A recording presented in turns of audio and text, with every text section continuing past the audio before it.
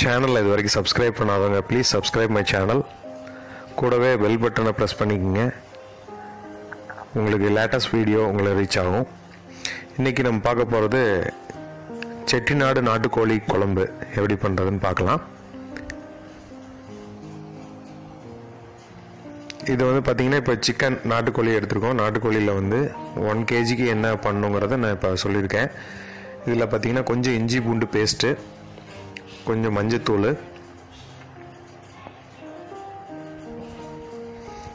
ஒரு அரை table spoon அளவுக்கு மிளகாய்த்தூள், 1 டேபிள் ஸ்பூன் அளவுக்கு மல்லி, தயிர் வந்து ஒரு கப்பு, ஒரு 50 ml அந்த மாதிரி எடுத்துக்கோங்க. இதை நம்ம வந்து மேரினேஷன் பண்ணி வைக்கிறோம். கொஞ்சம் நேரம் ஊற வைக்கிறோம். ஒரு 1/2 hour அந்த மாதிரி வச்சுருங்க.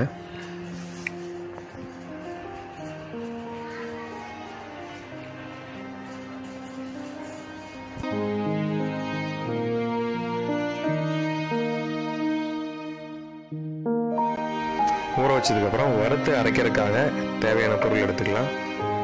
1/2 டேபிள் ஸ்பூன் வந்து சீரகம், 1/2 டேபிள் ஸ்பூன் மிளகு, ஒரு 4 வரமிளகாய்,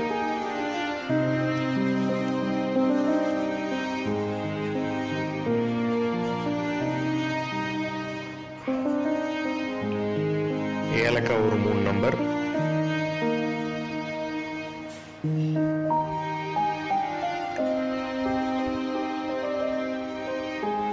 கிராம்பு ஒரு 5-6 நம்பர் கிராம்பு எடுத்துக்கங்க. பட்டை ஒரு 2 சின்ன ஒரு பட்டை எடுத்துக்கங்க. சோம்பு அதே மாதிரி ஒரு 1/2 டேபிள் ஸ்பூன் அளவு சோம்பு, ஒரு 1 டேபிள் ஸ்பூன் அளவு கசகசா, இதெல்லாம் நம்ம எடுத்து ரெடியாக வச்சுருக்கோம். மல்லி வந்து பார்த்திங்கன்னா வரமல்லியா ஒரு 2 டேபிள் ஸ்பூன் அளவுக்கு எடுத்துக்கங்க.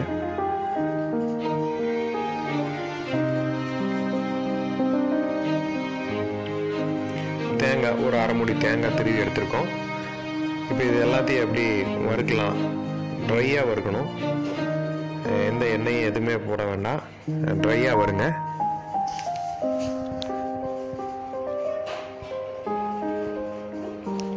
இந்த பச்சை வாசம் போகிற வரைக்கும் ஒரு 5 minutes அந்த மாதிரி ட்ரையாக வருங்க.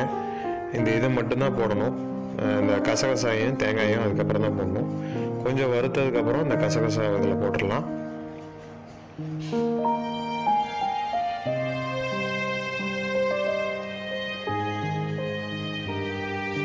எல்லாம் நல்லா வறுந்து மொறுமொறுன்னு ஆயிரும். அந்த ஸ்டேஜ் வர வரைக்கும் பண்ணிவிட்டு அதுக்கப்புறம் தேங்காய், திருவுண தேங்காயை அது கூட போட்டு அதையும் வந்து வரன்னு ஆகிற வரைக்கும் வறுக்கணும்.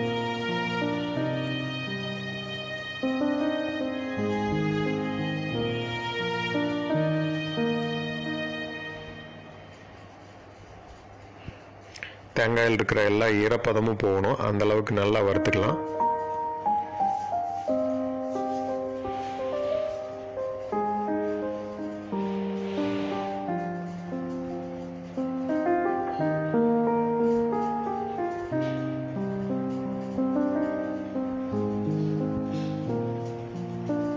இப்போ இதை எடுத்து தனியாக பேஸ்ட் பண்ணி வச்சுக்கலாம்.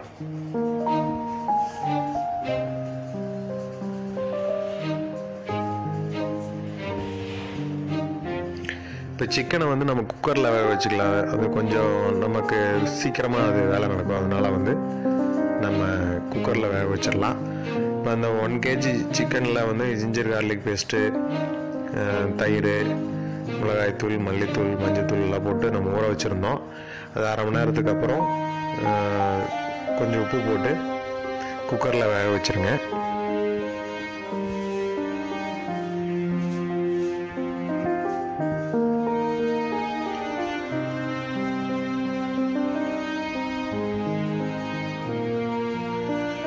இந்த குக்கரில் வேகிற சமயத்தில் நம்ம வெங்காயம், தக்காளி பேஸ்ட் ரெடி பண்ணோம். அதை தனியாக நம்ம ரெடி பண்ணிக்கலாம். இப்போ கடாயில் கொஞ்சம் ஆயில் போட்டுட்டு சின்ன வெங்காயம் ஒரு 100 கிராம் சின்ன வெங்காயம் எடுத்துங்க.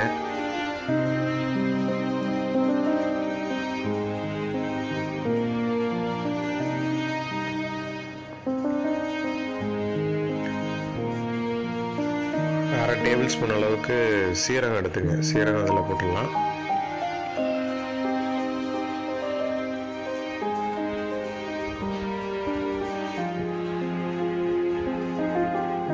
தக்காளி ஒரு 3 தக்காளி ஸ்லைஸ் பண்ணியிருக்கோம், அதையும் போட்டுக்கலாம். அதுலேயே கொஞ்சம் உப்பு போட்டு நல்லா வதங்க விட்டுருங்க. வதங்கினதுக்கப்புறம் எடுத்து பேஸ்ட் பண்ணிக்கலாம்.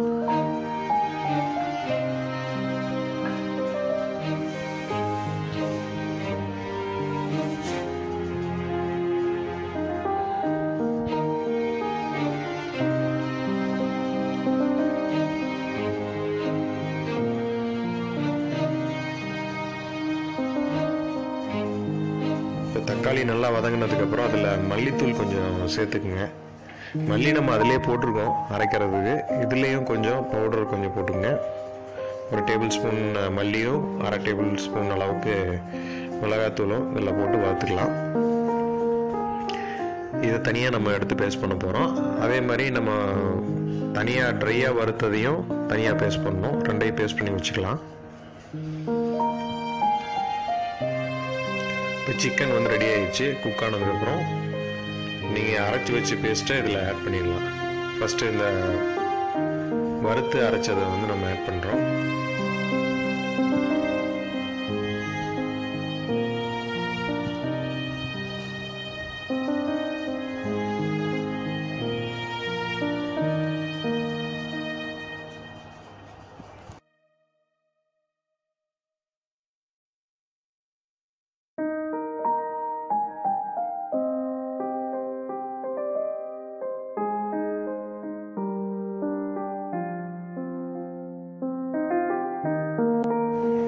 தண்ணி கொஞ்சம் தேவையான அளவுக்கு ஊற்றிக்கிங்க. ஒரு 2 டம்ளர் அளவுக்கு தண்ணி இதில் சேர்த்துடலாம்.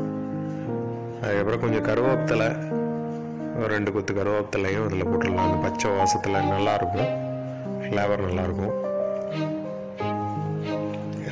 ஏற்கனவே நம்ம வறுத்து அரைச்சோம்ல, வெங்காயம் தக்காளியும் ஆட் பண்ணியாச்சு. அதுக்கப்புறம் வறுத்து அரைச்சதையும் போட்டாச்சு. இப்போ நல்லா கொதிச்சதையும் உங்களுக்கு கிரேவி ரெடி.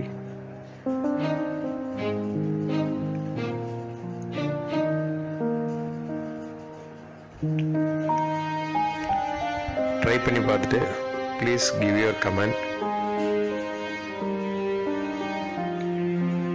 டேஸ்டான செட்டிநாடு நாட்டுக்கோழி குழம்பு ரெடி.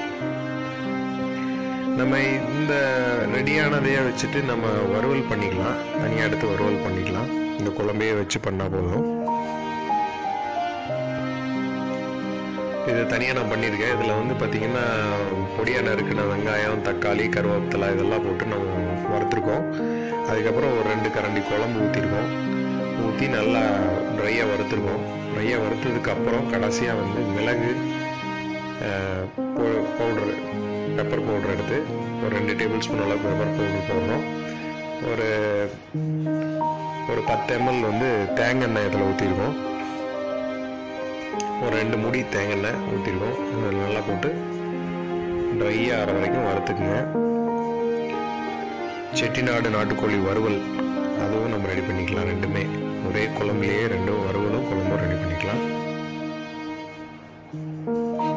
தேங்க்யூ ஃபார் வாட்சிங்.